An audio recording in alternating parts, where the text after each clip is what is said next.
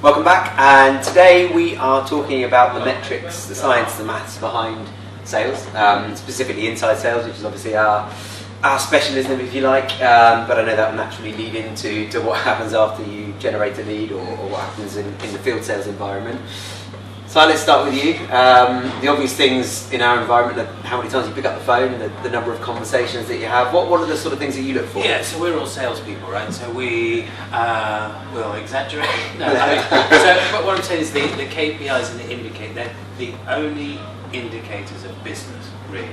So someone can say that they've had a great conversation, or that they can say they've got a great relationship with their client, but the only indicator really is what we do, so call rates, contact with decision makers, callbacks, actual business booked.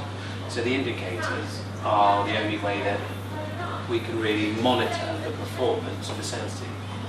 Let's start with the basics though. How do you track that stuff? Because somebody sitting here who's maybe never had an inside salesperson within their business, are looking to hire a telemarketing team or grow a sales team that works on the phone. How on earth do you track how many calls that they've made, or how many conversations that they've had, and what's happened on those conversations? I think it comes because as a business we do quite often work on logic and science, and it is about maths. It is about numbers. It's analytics, yeah. It is. It's analytics, and I think the very first part is to have realistic expectations. You know, I've spoken to people who've rang up and wanting to outsource to us, and they expect that we're going to make 300 phone calls in a day. And when you simply break down the maths on how long the call's going to take, the average contact rates, the duration of those calls, it's physically impossible whether they use us, another agency, or they go internal. So I think that's the very first part, is having realistic expectations of what is average and what's good. So we have campaigns that range from 12 calls an hour to maybe 30 calls an hour, if it's just a quick sort of survey roll, or if it's got a particularly low contact rate. The other thing that people look at, I think is quite often wrong, is that they'll look at the volume of calls and say that indicates good quality. Now, whilst to an extent it indicates good effort, the contact rate is key. Ultimately, as an inside sales team, your job is to speak to people. The more people you're speaking to, the better the results are going to be. So I'd rather make 4 phone calls in an hour, but speak to all 4 decision makers. Now we know 100% contact rate is never going to be realistic, it's never going to happen, especially from cold. I think that first part of that comes with that data piece, and it's about being analytical around the audience you want to speak to. You can be the best fisherman in the world, but if you're fishing in a pond with no fish in it, you're not going to catch any fish. That's analogy number That's one. Another good analogy. So I think if you're in a position, you might not be the best fisherman in the world, but if you're fishing in a pond with loads of fish in it, the chances are you're going to catch something. So I look at it that way, and that key indicator for me is that contact rate, and that comes almost away a little bit from the effort of the dialer specifically, and more towards a strategic and analytical approach towards where your audience is. So that's always been that key metric for me, is that contact rate. I'm happier to make lesser calls an hour, but speak to more people. It's interesting, isn't it? Because actually, if you're doing this for the first time, or you don't have that sort of analytical data within the business now, or maybe you do, but you're not convinced by its accuracy or by the sort of the types of numbers you have. It's a really simple place to start, just to literally, and I'm going back 10-20 years where people, we used to do this in our call centre in Australia, it's literally tally as we go the number of calls and did we speak to somebody. Nowadays obviously you're using a CRM, so we have our own CRM that you can get plenty off the shelf, and it should be able to give you reports around how many times did you actually pick up the phone and dial, how many times did that result in a conversation with the right person, what was the duration of those calls, and what happened off the back of those. So if you've got set outcomes, was it a yes, no, maybe, was it a maybe in 6 months or maybe in 3 months, and then those metrics can tell you what your expectations should be, because of course expectations are different for everything. So if you change your messaging, you want to know if it's got better or worse. And how do you know? Well, it's data. It's the metrics behind it. So it is. They don't lie, do they? No, they don't. It's so critical. So we could do a whole campaign or a budget for a client based on, when they say, what's the proof? How does it work? Well, the only actual track record that we have that can be convincing and written down is the track record of previous campaigns, isn't it?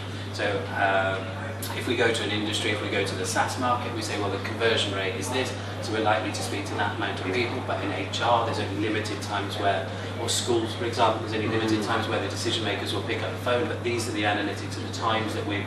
So in essence, it's our footprint, isn't it? It's our sales proof, which is crucial. So that's why we are so analytical and have to log everything down per industry, because I suppose it's the only thing apart from the words of a salesperson that we can really rely on to translate our message of success on previous campaigns. Yeah. What do you think? Can we have proof?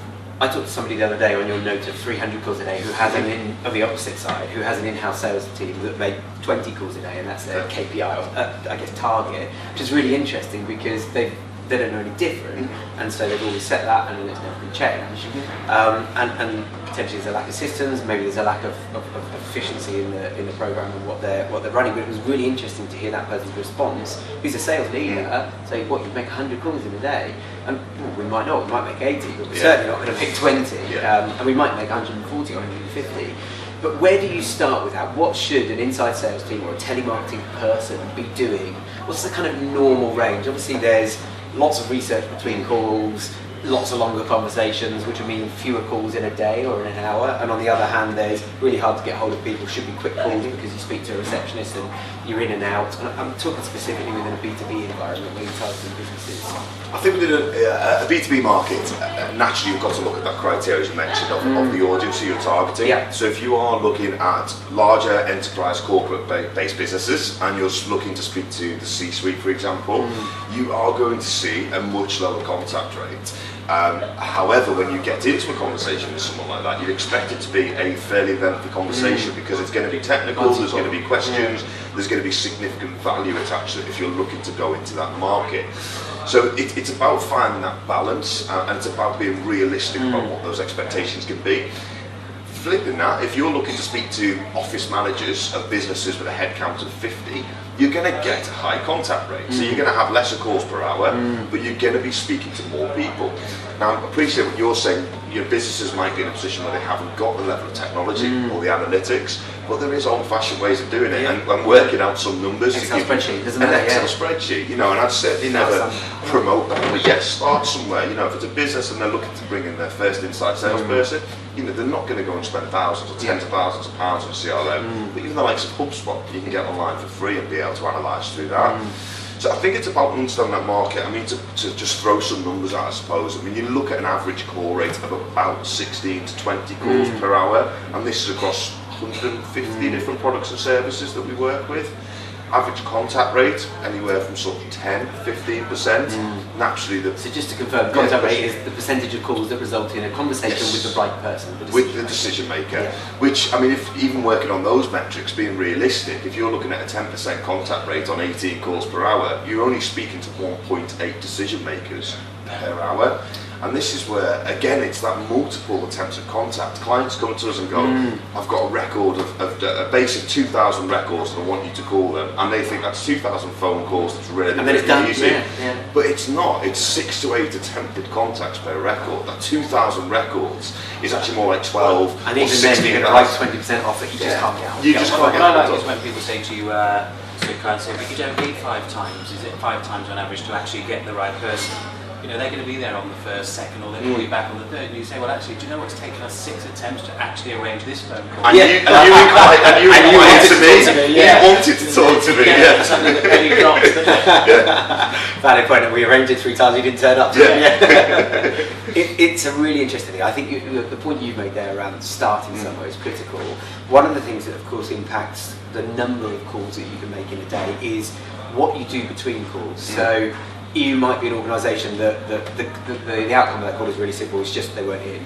Equally, you might find that they use this supplier, they've been using them for that long, their contract end date is that, they've got that many units or that many subscribers or whatever it is. And that's important data that helps you to support your next call or whatever you're going to do next. And that takes time to note down that data. And it depends on how analytical and how process driven you want to be about that. But then, of course, if your target market is C-suite, there are tools like LinkedIn, there's things like Lead Forensics that we use, there's all sorts of software that can help you to learn more about that prospect before you get in. So if somebody's got hobbies and interests running on their LinkedIn profile and you can talk about running, well, it gives you an extra chance of this is a really rudimental example, but it gives you an extra chance of engaging with that person. That takes time, but is an investment in quality.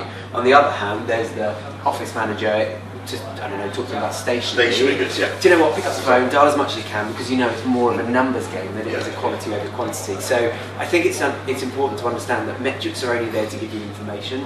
There isn't necessarily a right or a wrong. It's about tracking them, interpreting them, and then doing something differently off the back of it. To test the Implementing metrics. the changes and that A/B testing is crucial, and then learning from that and being able to pull back this area, and that goes through right to the end, to the actual conversion of a lead generated from the appointment into an actual sale. Because you might find, just an example, we have clients who target the financial service market and they might target the construction market. Now we might get loads of opportunities for them in the financial service market.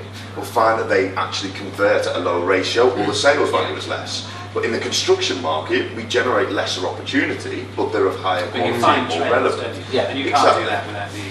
Without the data, and you've got to flip that resource and be flexible with it as well. So yeah, it's always going to be an interesting. There's going to be a science and an art behind it. I think we mentioned that in our very first blog. That the preconception of telemarketing is somewhat that it's easy and it's just scattergun approach, and it's not. It's a science and it's an art. It takes time and it takes effort and energy. So yeah, hopefully this gives a bit more of an insight into those metrics behind it today. Brilliant. Thanks, guys. Really good conversation as always, and we'll see you next time.